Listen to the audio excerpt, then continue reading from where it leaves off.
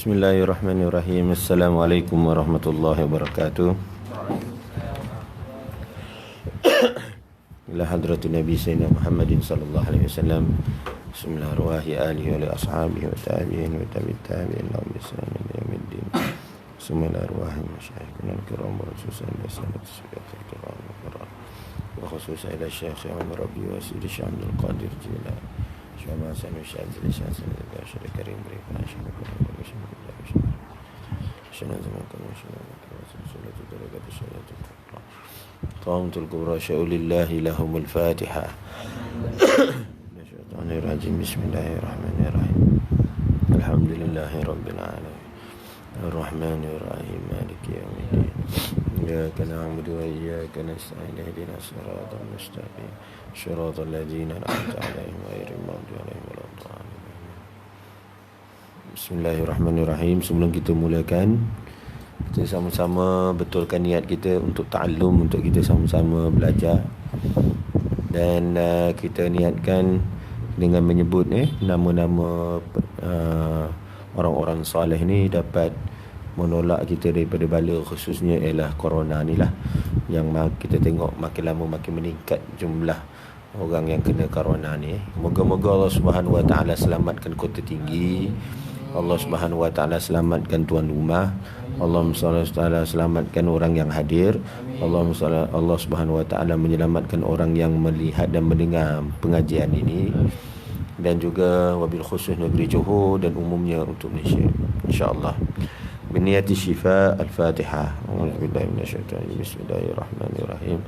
Alhamdulillahirabbil alamin arrahmanirrahim maliki yaumiddin. Iyyaka na'budu wa iyyaka nasta'in ihdinas siratal mustaqim siratal ladzina an'amta 'alaihim ghairil maghdubi 'alaihim waladdallin. Bismillahirrahmanirrahim. Alhamdulillahirabbil alamin. Wassalatu wassalamu ala asyrafil anbiya'i wal mursalin wa ala alihi wa sahbihi ajma'in. Pertama sekali kepada Tuan Haji Haslin, tuan rumah serta dengan ahli keluarga beliau, seterusnya barisan asatizah dan hadirin dan hadirat yang dikasihi oleh Allah Subhanahu Wa Taala. Jadi kita dah menyambung balik pengajian kita sampai ke bab 45. Tak lama lagi, sikit dah ni. InsyaAllah hujung tahun ni habislah kita. InsyaAllah. Bab ke-45 iaitu 45 ke? 47 sikit dah tu. Tambah. Betul.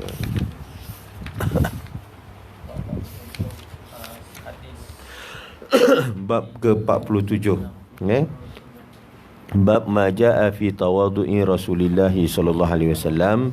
Bab pada menyatakan sifat tawadhu' Rasulullah sallallahu alaihi wasallam. Hadis yang bernombor 316. Hadis yang bernombor 316. Bismillahirrahmanirrahim. Qala al-muallif rahimahullah wa nafa'na bihi wa bikum amin insyaallah. Umar bin Al-Khattab berkata, qala Rasulullah sallallahu alaihi wasallam, la tutruni kama ataratin nasara ibn Maryam, innama ana abdun faqulu abdullahi wa rasuluh. Allah berpesan, janganlah kamu semua melampaui batas masa memujiku, sebagaimana orang masa ini melampaui batas memuji Isa bin Maryam. Aku hanyalah seorang hamba, oleh itu katakanlah aku adalah hamba Allah dan Rasulnya. Baik. Jadi Sayyidina Umar Al-Khattab berkata, qala Rasulullah sallallahu alaihi wasallam, la tutruni kama ataratin nasara ibn Maryam, innama ana abdun faqulu abdullahi wa rasuluh. Rasulullah berpesan, janganlah kamu semua melampaui batas semasa memujiku. Jadi orang yang paling melihat kebaikan yang ada pada Rasulullah, iaitu sifat pemurah Rasulullah, sifat baik hati Rasulullah, sifat senyum Rasulullah, lembut, berkata yang lembut, penuh rahmah, kasih sayang. Itu yang melihat depan mata tu ialah para sahabat. Jadi oleh sebab mereka merasa kasih sayang Rasulullah itu begitu dekat dengan Rasulullah SAW, dengan diri mereka, oleh sebab itu mereka banyak memuji Sayyidina Rasulullah SAW. Yang mana miskin tu dengan jumpa Rasulullah, Rasulullah bagi makan, yang mana mereka itu sebelum ini tak ada apa, itu hina pada orang Arab jahiliah, duduk dengan Rasulullah, mereka dimuliakan kerana takwa mereka, akhlak mereka. Jadi pada waktu itu mereka dihina sebagai hamba, kemudian dibuang hamba tu, kehambaan itu hanya untuk Allah. Jadi oleh sebab itu mereka melihat perkara tersebut dan dekat dengan jiwa mereka.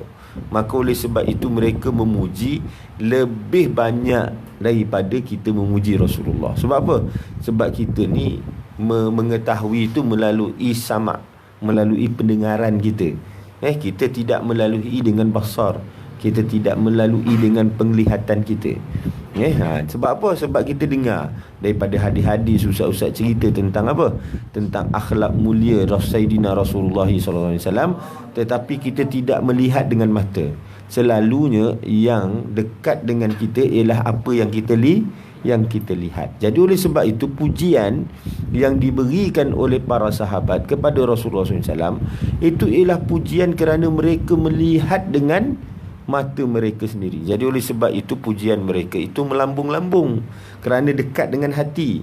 Sementara kita, kalau kita memuji, kita dengar, kita cuba bayang-bayangkan, tetapi kita tidak lihat dengan mata kita sendiri. Kalau kita lihat dengan mata kita sendiri, justru itu kita juga termasuk daripada orang yang suka memuji Sayyidina Rasulullah SAW.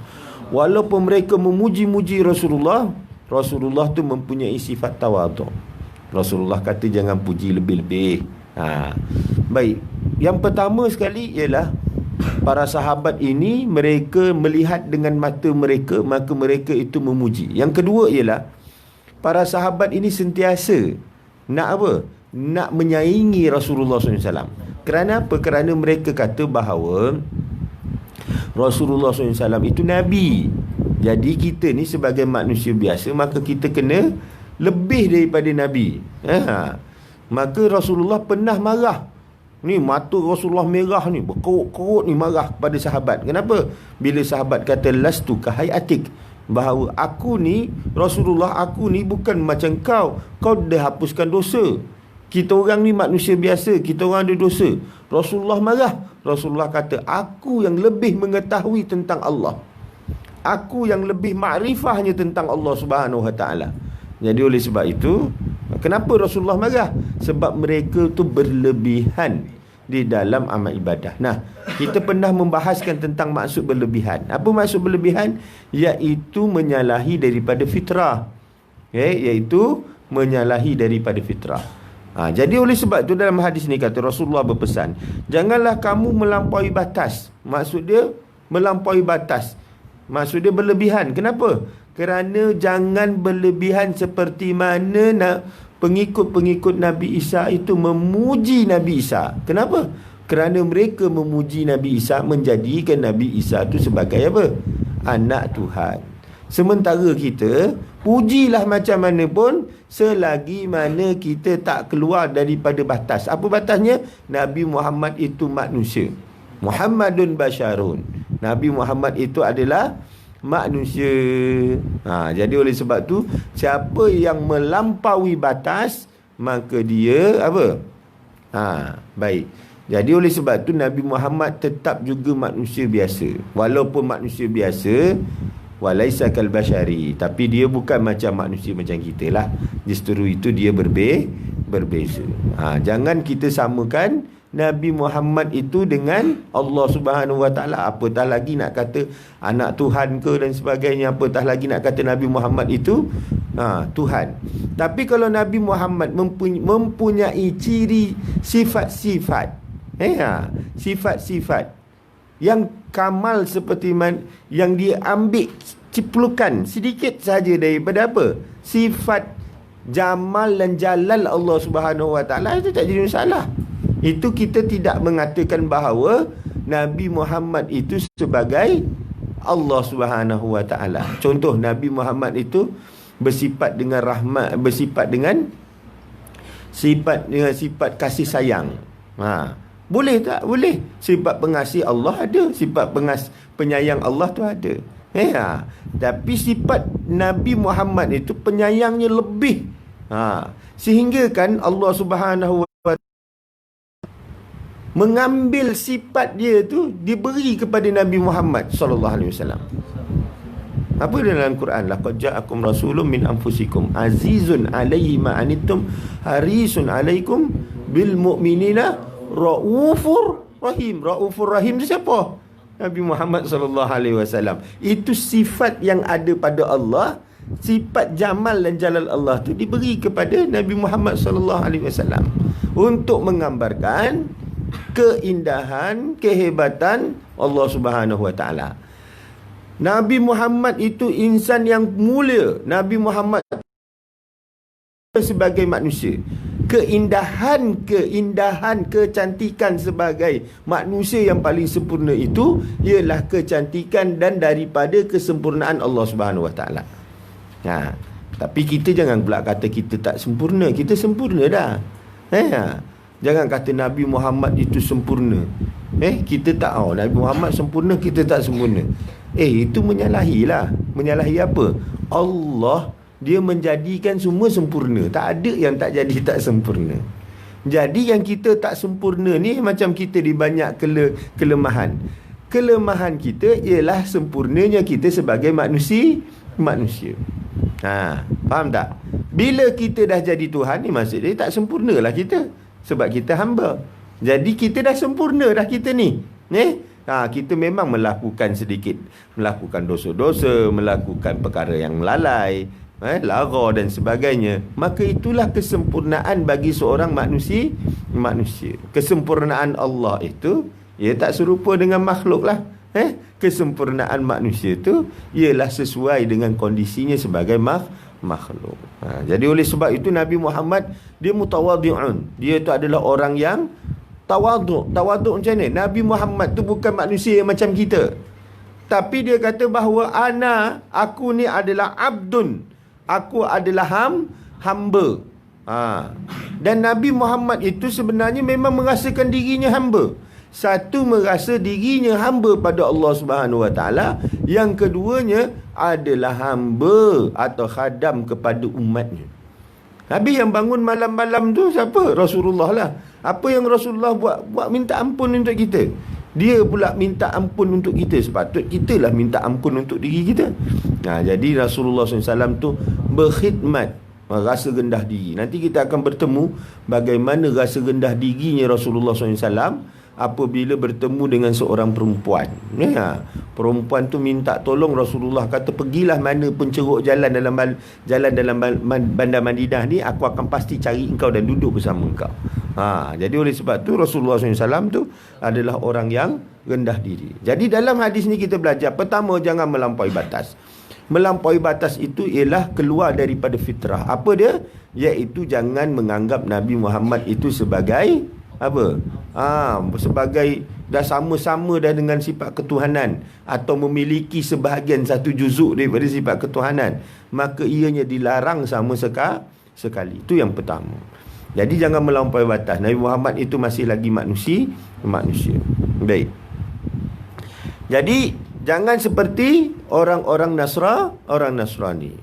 Jadi dalam matan Burdah pun, paling Burdah tu adalah pujian pada Rasulullah, yang antara yang hebat lah matan Burdah ni. Berkah dia luar biasa. Orang baca, tak kisahlah kau tarekat apa, kau pecinta apa, kan? Macam mana rupa bentuk kau mencintai Rasulullah, tapi orang-orang yang mencintai Rasulullah ni semuanya membaca Burdah. Apa kata Burdah tu? Da'mat da'hatun nasara fi nabiyihimi. Maksud dia, biarlah orang Nasrani ni mengaku apa sahaja pada nabinya, tapi kita tak ikut. Orang Nasrani dia mencintai nabi dia, Nabi Isa AS, sampai mengaku dia tu adalah apa? Anak Tuhan. Tapi kita tak sampai macam itu. Tu dia. Dan Said Muhammad Alawi Makki dalam kitab Khasa'is Ummah Muhammadiyah ada mengatakan bahawa di antara ciri-ciri kehebatan umat Nabi Muhammad SAW ialah umat ini takkan tersalah atau tersasar. Umat ini ialah umat yang terpilih. Dia tidak akan tersasar. Kenapa tersasar? Sebabnya tak akan jadikan Nabi mereka sebagai Tuhan. Kenapa? Adanya 2 kalimah syahadah. Nabi, umat-umat Nabi yang lain tu tersasar. Kenapa? Sebab tak ada 2 kalimah syahadah. Tak ada pengakuan. Nak masuk Islam kena mengaku dulu. Apa dia? Asyhadu an la ilaha illallah wa asyhadu anna Muhammadar Rasulullah. Nabi Muhammad itu hanya pesuruh Allah. Jadi ianya tak akan tersasar. Ada tak umat Islam tersasar? Ada je yang tersasar. Tetapi kita tak anggaplah kita tak anggap dia Islam ataupun dia memang tersasar. Kita tahu dia sesat. Contoh dia siapa? Golongan Syiah Batiniyah.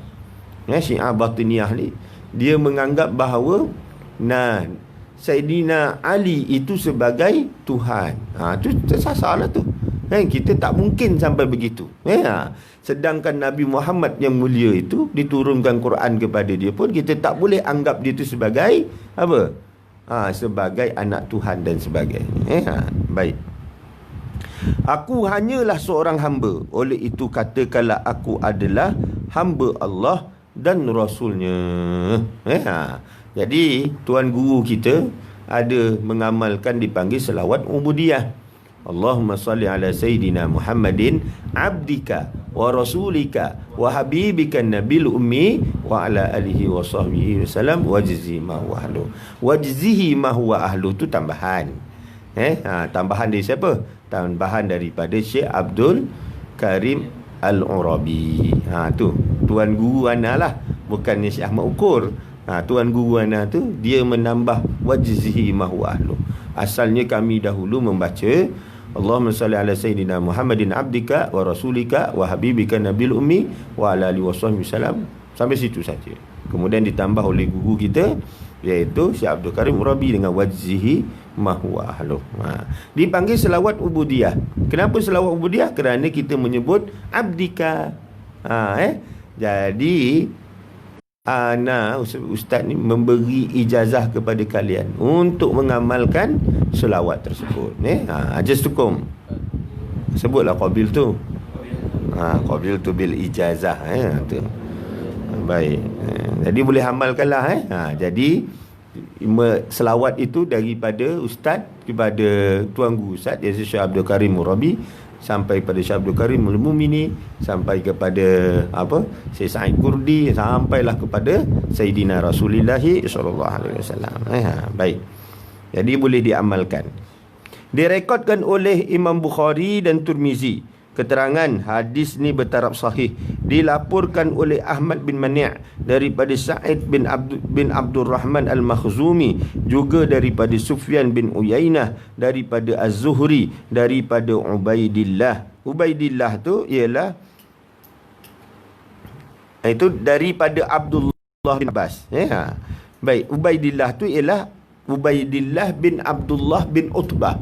Ubaidillah bin Abdullah bin Utbah dari Abdullah bin Abbas, Ibn Abbas daripada Umar bin Al-Khattab. Hadis ni sahih. Hadis ni sahih. Jadi pertama sekali Rasulullah tu sendiri, Rasulullah sallallahu alaihi wasallam itu sendiri rendahkan dirinya untuk mengaku dirinya sebagai hamba. Sebagai hamba. Utusan Allah Subhanahu Wa Taala, itu saja. Jangan melampau sampai mengaku sebagai Tuhan ataupun anak Tuhan. Tak boleh. Nabi Muhammad tu Tuhan ke bukan? Nabi Muhammad tu anak Tuhan ke? Tak boleh. Semuanya hanyalah hamba. Rendah diri Rasulullah sallallahu alaihi wasallam. Jadi kita pun samalah. Janganlah kita mengaku diri kita wali. Tak payahlah mengaku kita ni fakir. Yang fakir itu pun tak boleh mengaku. Sebab apa? Fakir ni istilah sebenarnya. Ana fakir. Kan? Ana fakir. Fakir bagi orang sufi itu satu istilah. Sehingga perkataan fakir itu pun tak boleh digunakan. Ada setengah ulama dia tak boleh kita menggunakan. Jadi oleh sebab tu kita kena rendah diri kita. Aku ni hamba je. Janganlah merasa diri kita sebagai wali Allah. Walaupun wa imma kita wali sendiri pun, seorang wali dia takkan cakap aku ni wali. Seorang wali takkan mengaku dirinya wali. Jadi dia akan kata Abdullah. Baik. Perkataan Abdullah itu adalah yang bagus atau tidak? Sebenarnya perkataan apa-apa pun tak jadi masalah. Kan? Rasulullah SAW pernah juga mengatakan dirinya, ana sayyidu bani Adam bila fakhar. Aku adalah ketua anak Adam. Ketua, maksud dia aku ketua. Bila fakhar. Tak ada kebanggaan. Jadi Rasulullah mengaku dirinya ketua. Rasulullah menjadikan dirinya adalah orang yang pertama. Rasulullah tu diri orang pertama. Ia bertentangan dengan keadaan hadis ni yang mengatakan abdun, iaitu aku ni adalah hamba. Mana satu nak pakai? Boleh tak mengaku jadi ketua? Boleh tak mengaku kita ada jawatan? Boleh tak kita? Sebenarnya perkataan tersebut tak kisah pun. Yang dikisahkan ialah keadaan hati seseorang. Kalau kita menyebut, kan, aku ni hamba, fakir, kan, tapi dalam hati tu, ya Allah, sampai hati aku, kan, sampai hati aku, seseorang nak beritahu betapa dekatnya diri kita dengan Allah Subhanahu Wa Taala. Aku ni hamba siapa je, dalam hati pujilah cepat, pujilah cepat. Gitu kan. Kalau macam itu namanya pun itu namanya tu bukannya kita merendah diri. Walau perkataan yang kita ambil merendah diri. Sama juga dengan pakaian. Pakai compang canting, ni kan, dikoyak sana, dikoyak sini, kemudian dijahit sendiri, semata-mata untuk apa? Untuk besar mengatakan orang, tu orang sufi tu, tu wali Allah tu. Dalam hati tu rasa bangga dengan pakaian-pakaian seperti itu. Jadi bangga ni, sombong ni, bangga bukannya dengan apa? Bukan terletak pada pakaian. Boleh saja sombong dan bangga itu pada pakaian yang buruk. Boleh juga dengan pakaian yang cantik. Boleh juga dengan pakaian yang mahal. Boleh juga dengan pakaian yang murah. Jadi oleh sebab itu, bukan pakaian itu yang menyebabkan jatuh haram atau tidak. Yang jatuh haram atau tidak itu ialah apa yang ada di dalam hati kita. Perkataan pun sama. Kan? Perkataan pun sama. Kita belajar ni dekat apa? Dekat surau dekat masjid Kampung Kelantan. Ramai yang tak datang hari tu kan. Kita belajar apa? Surah Wadduha tu kan. Baik. Wadduha, ma wadda'aka rabbuka wa ma qala. Tuhan kau tak meninggalkan kau. Sebenarnya kenapa ayat itu turun? Kerana Rasulullah SAW tak dapat wahyu. Tak dapat wahyu. Jadi kenapa ayat itu turun? Sebabnya ada seorang perempuan mengatakan, Tuhan kau dah meninggalkan kau. Nama dia siapa? Ummu Jamil. Siapa dia? Isteri kepada Abu Lahab. Isteri kepada Abu Lahab. Maka dia cakap, Tuhan kau dah tak suka kau dah, maka tak turun wahyu. Tapi ada lagi satu asbabun nuzul dia turun ayat tersebut ialah seorang perempuan juga mengatakan Tuhan kau mungkin dah meninggalkan kau. Siapa dia?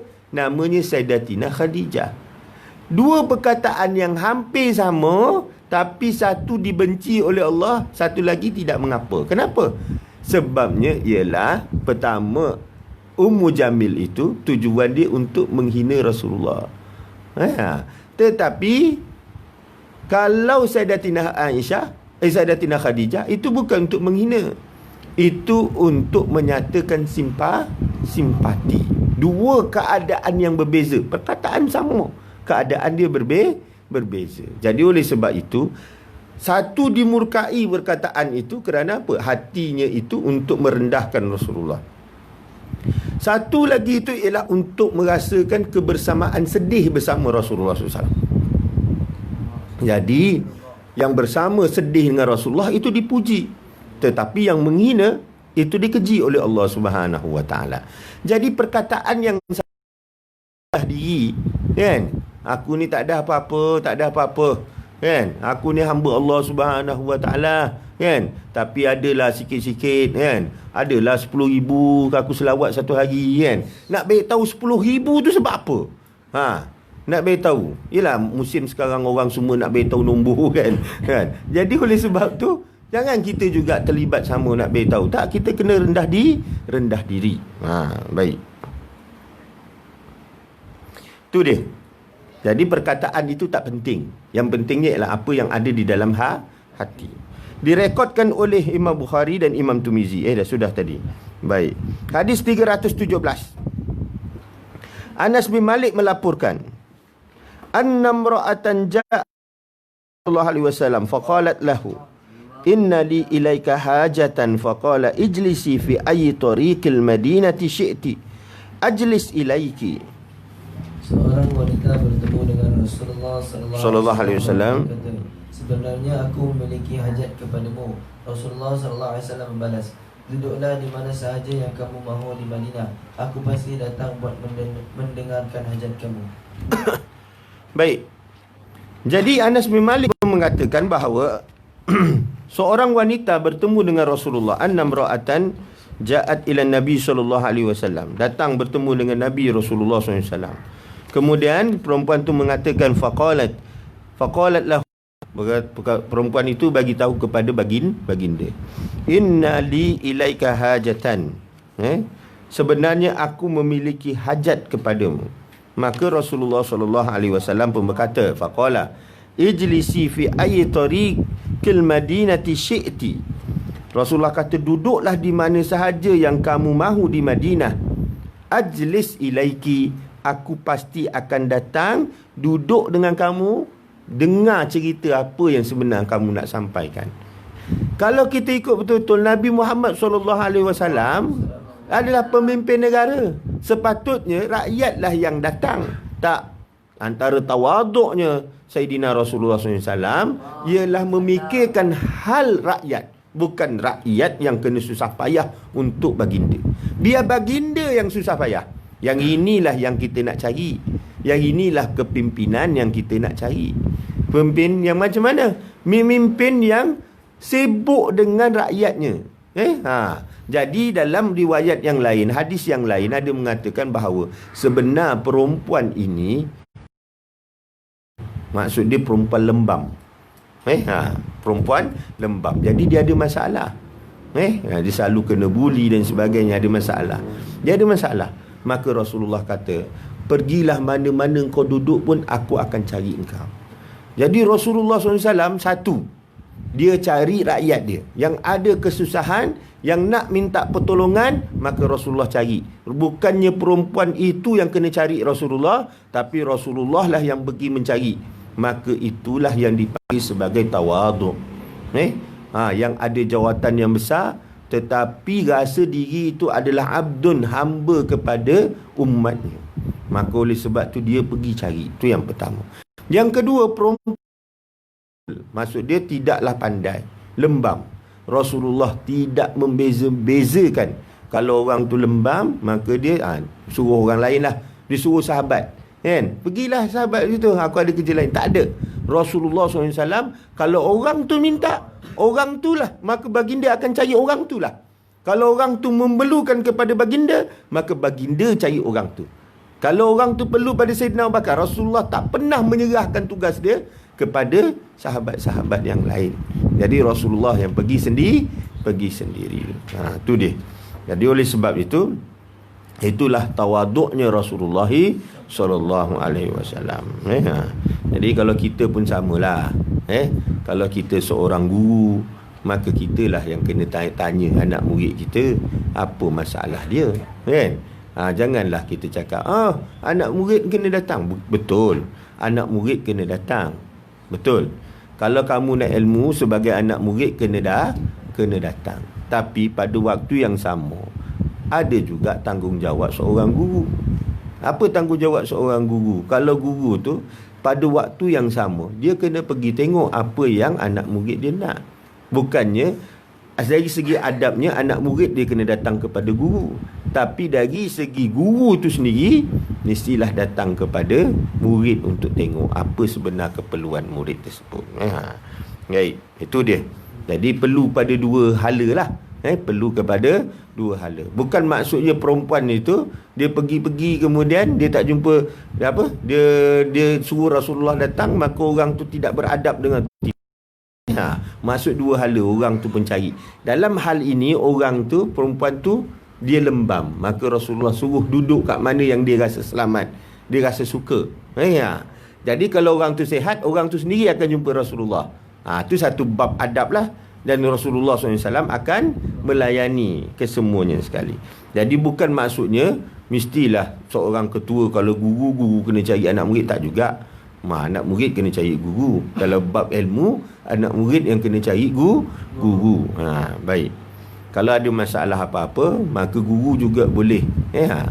Jadi pernah sekali Ustaz pergi ke pergi Jordan waktu tu, jumpa tuan guru Ustaz. Lepas tu Ustaz pun kata, ada nasihat tak kepada guru-guru di madrasah, anak-anak murid yang lain? Maka apa kata guru Ustaz? Dia kata, pertama sekali, hendaklah seorang guru itu merasai bahawa dirinya adalah khadam kepada pelajar-pelajarnya. Betul, sesuai dengan sifat mutawadhi'an Rasulullah SAW. Sifat tawadhu'nya Rasulullah SAW. Gitulah. Jadi itu daripada sudut guru lah. Sudut pelajar tu lain. Dua-dua tu kena main peranan sudut masing-masing. Jadi kalau kita seorang bapa, seorang mak pun sama juga. Jadi mutawadhi'un. Kadang-kadang bukan dia anak sahaja yang kena dengar cakap kita. Kadang-kadang kita juga kena dengar cakap anak kita. Kan? Begitu juga kalau kita ketua kampung, begitu juga kalau kita menteri besar, begitu juga kalau kita ketua kelas, begitu juga kalau kita memandu kereta. Kita memandu kereta lah yang pegang steering, kita lah ketua pada waktu tu. Jadi kita juga kena apa? Kena juga mutawadhi'un, dengar juga pendapat yang lain. Baik. Jangan kita buat hal kita je. Orang belakang duduk kat belakang, maka dia pun apa? Dengar bunyi. Kita duduk depan, mana kita dengar? Bila orang kata ada bunyi, dia pun buat tak tahu. Dia rasa dia yang pegang steering, dia boleh buat apa saja. Jadi akhirnya berlaku kemalangan. Sebab apa? Sebab tayar belakang pecah. Kan? Tak boleh nak kawal, pecah. Jadi oleh sebab itu, ada masanya yang ketua tu kena mutawadhi'un. Kena apa? Kena tawadhu'. Kena juga dengar. Direkodkan oleh Imam Muslim, Tirmizi dan Abu Daud. Keterangan hadis ni bertaraf sahih, dilaporkan oleh Ali bin Hujur daripada Suwaid bin Abdul Aziz, daripada Humaid yang bersumber daripada Anas bin Malik. Baik, kalau siapa yang pernah belajar daripada awal-awal dulu, maka dia tahu hadis ni tidak sahih. Kenapa? Kat mana yang tidak sahihnya? Sebabnya telah berulang nama orang yang tidak sahih tu, iaitu orang dhaif. Bin Abdul Aziz. Suwaid bin Abdul Aziz ni, dia ni dhaif. Kecuali kalau dia meriwayatkan daripada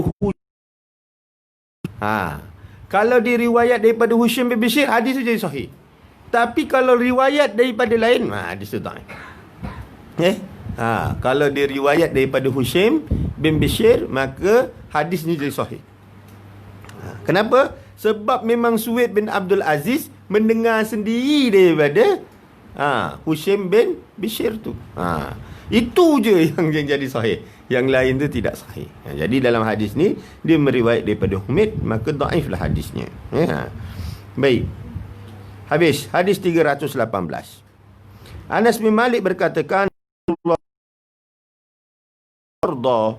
Dia tulis apa situ? Marda ke? Dalam kitab intum tulis apa? Marda. Marda. Yang cetak baru Marid kan?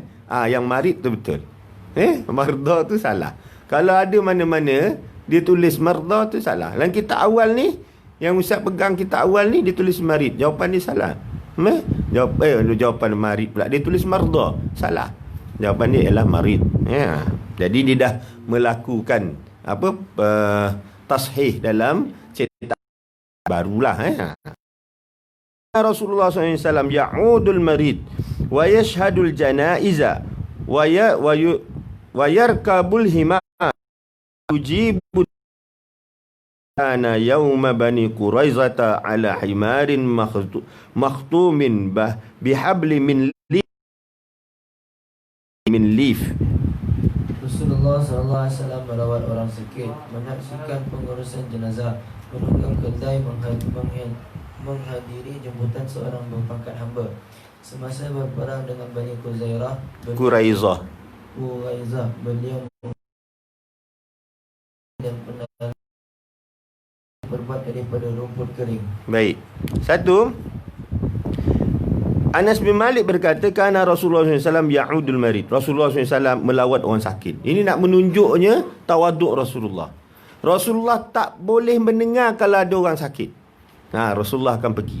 Dan kalau orang tu sakit ke atau orang meninggal ke, kalau orang tersebut walaupun Rasulullah tak kenal dia, Rasulullah juga nak kena ada orang beritahu yang rendah diri Rasulullah. Tak kenal pun dia pergi. Tak kenal pun dia pergi. Pernah satu ketika ada orang tua yang selalu menyapu di Masjid Nabawi. Jadi dia selalu bersihkan Masjid Nabawi. Jadi selang beberapa hari tak ada Rasulullah tengok kesan orang menyapu. Orang buang sampah, sapu, tak ada. Jadi selang beberapa hari tu Rasulullah tengok tak ada. Kemudian Rasulullah tanya, mana orang yang selalu menyapu tu? Kan? Kemudian sahabat memberitahu, dia sudah meninggal beberapa hari yang lalu. Rasulullah marah. Rasulullah kata, kenapa tak beritahu aku? Kata. Jadi Rasulullah kata, mari ikut aku pergi ziarah makam dia, kubur dia. Rasulullah pergi. Rasulullah tu tawaduk. Dia tak tunggu orang tu ada nama, tak tunggu orang tu memberi apa-apa manfaat kepada baginda, tak. Kalau kita, orang yang dekat dengan kita pergi lah. Orang, siapa nama dia? Tak kenal lah. Tak kenal, dia tak pergi. Tak. Rasulullah tu kenal ke, tak kenal ke, Rasulullah pergi. Janji orang tu soleh. Dengar orang tu soleh je Rasulullah pergi.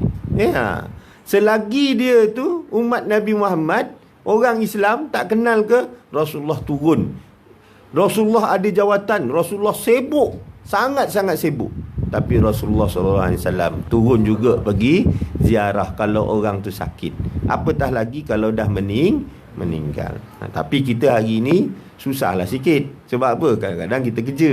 Nak pergi ziarah tu susah. Tapi Rasulullah, memang kerja Rasulullah tu ialah umat Rasulullah SAW. Jadi kalau ada umat dia yang sakit, kalau ada umat yang meninggal dunia, maka Rasulullah tak akan teragak-agak untuk pergi ziarah. Jadi Rasulullah melawat orang sakit, menyaksikan pengurusan jenazah. Baik, menunggang keldai. Menunggang keldai. Kalau orang kita, keldai ni tak apa. Bukan tak kuat. Tak apa? Tak glamour keldai. Dah lah bunyi dia tak sedap.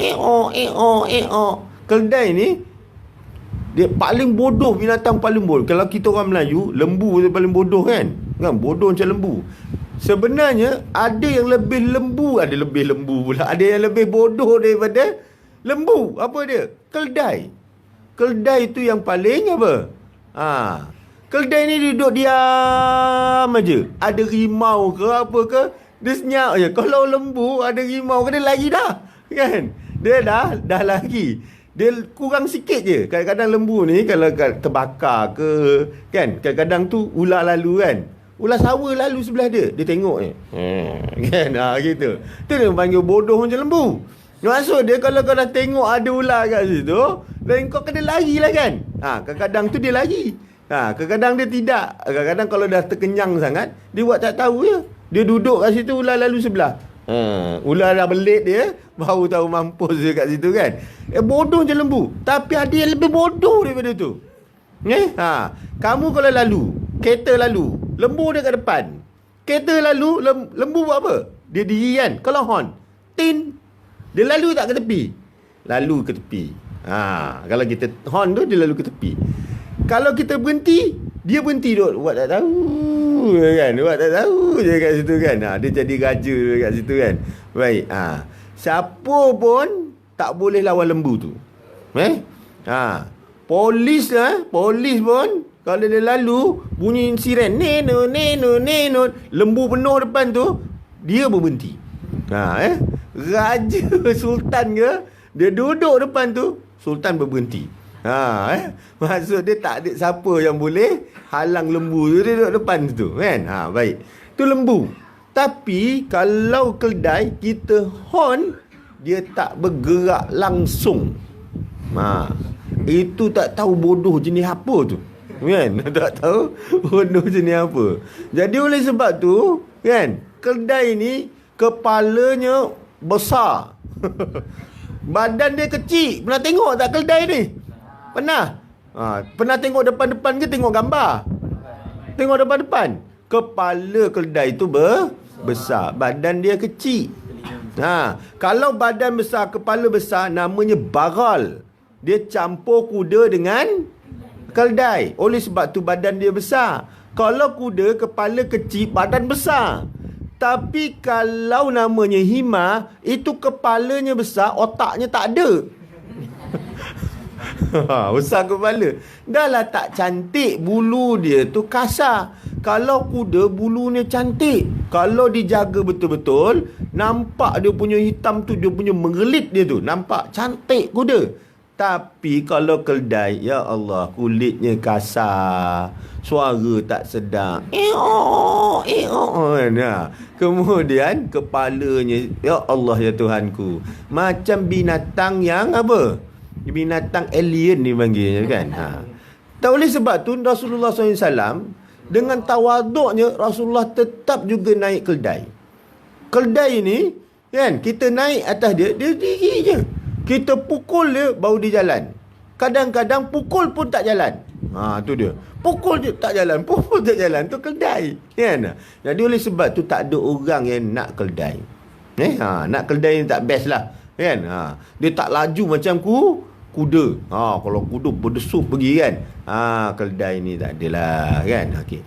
Antara Honda Accord dengan kereta kancil, korang nak yang mana?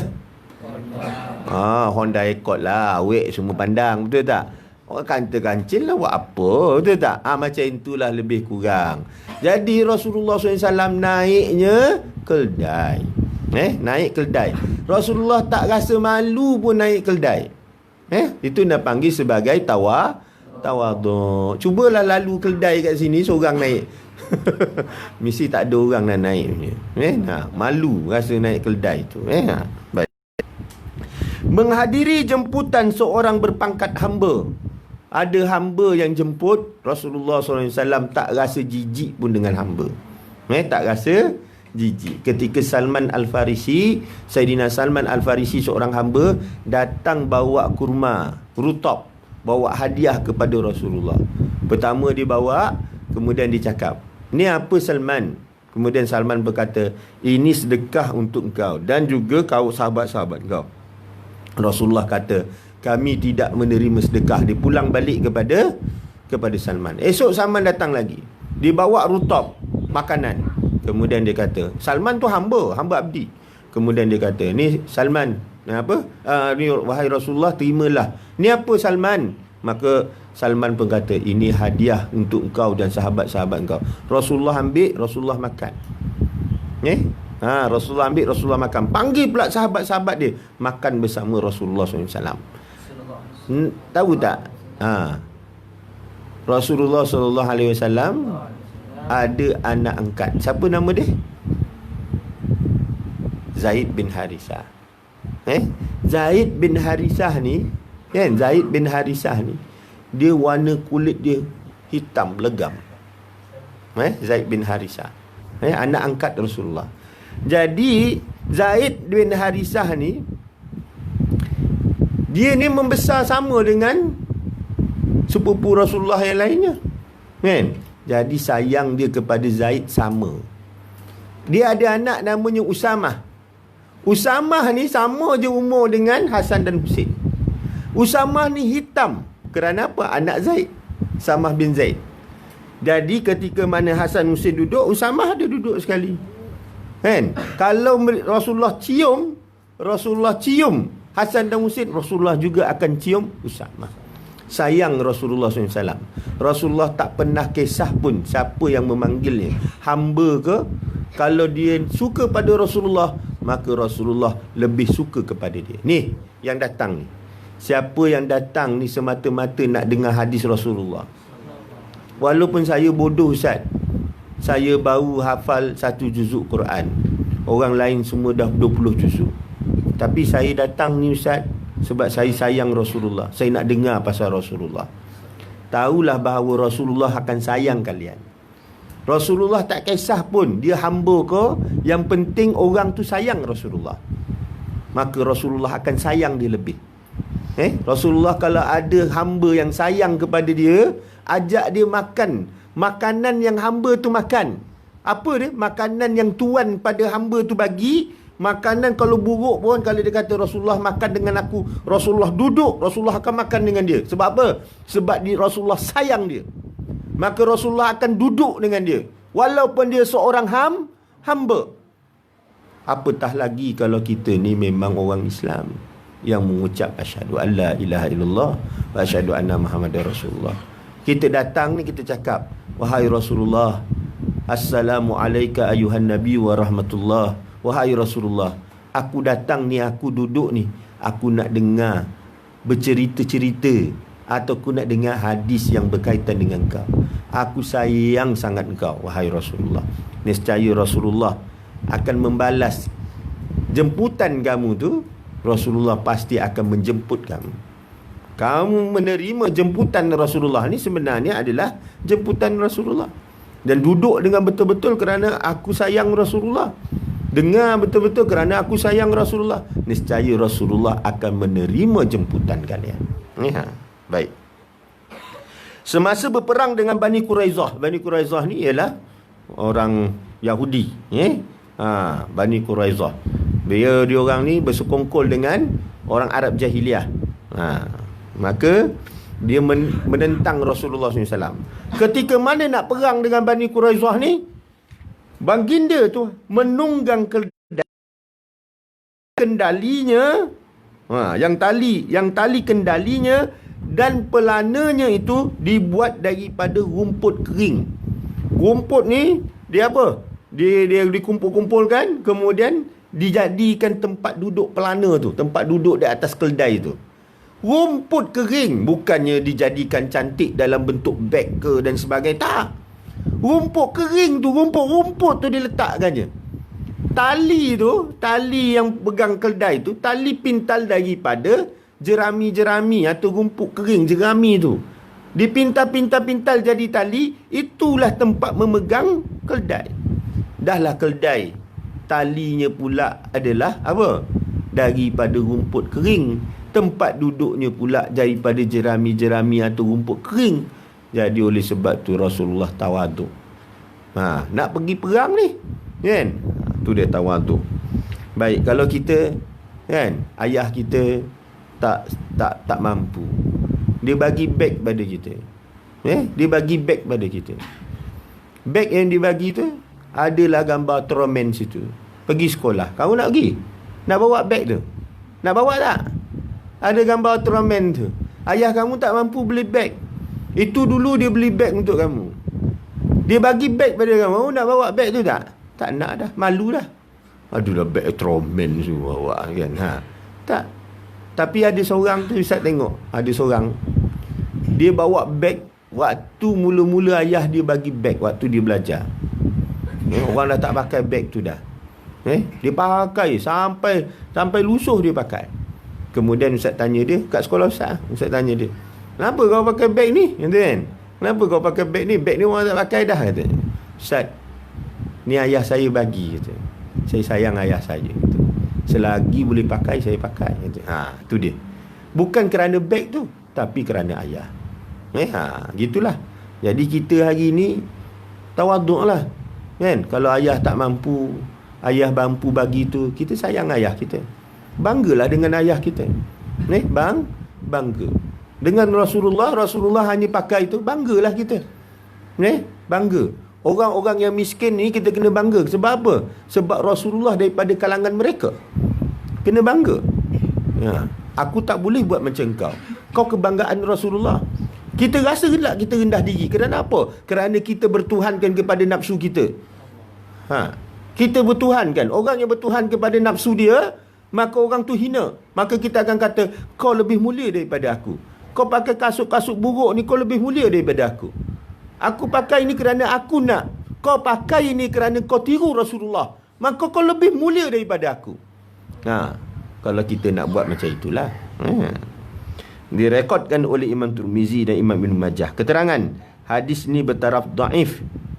dilaporkan oleh Ali bin Hujur dari Ali bin Musair daripada Muslim Al-A'war yang bersumber daripada Anas bin Malik. Baik, kat mana jadi daifnya? Daifnya dekat Muslim Al-A'war. Muslimnya di daifnya ialah di Muslim Al-A'war. Baik, kita berhenti sampai situ, insya-Allah nanti kita sambung lagi sifat tawaduk Rasulullah sallallahu alaihi wasallam. Jadi oleh sebab tu, bayangkanlah Rasulullah tu mulia, diberi syurga. Orang yang tak berdosa diberi segala kekayaan di dunia, kalau ia nak diberikan kekuasaan dan kemenangan di akhirat, tetapi Rasulullah memilih tawaduk. Kita ni akhiratnya tak tahu lagi ke mana. Soalan kubur pun belum tentu lagi dapat jawab. Dalam dunia pun taklah kaya mana. Tapi kita punya sombong kemain lagi. Jadi oleh sebab itu, marilah sama-sama kita tawaduk. Tak ada ruginya kalau kita tawaduk. Menang pula kita di akhirat kelak. Bismillahirrahmanirrahim. Alhamdulillahirabbil alamin, wassalatu wassalamu ala asyrafil anbiya'i wal mursalin wa ala alihi washabihi ajmain. Allahumma arinal haqqa haqqan warzuqna tiba'ah, wa arina batila batila warzuqna ijtinabah. Wa sallallahu alaihi wasallam Muhammadin wa ala alihi wasallam.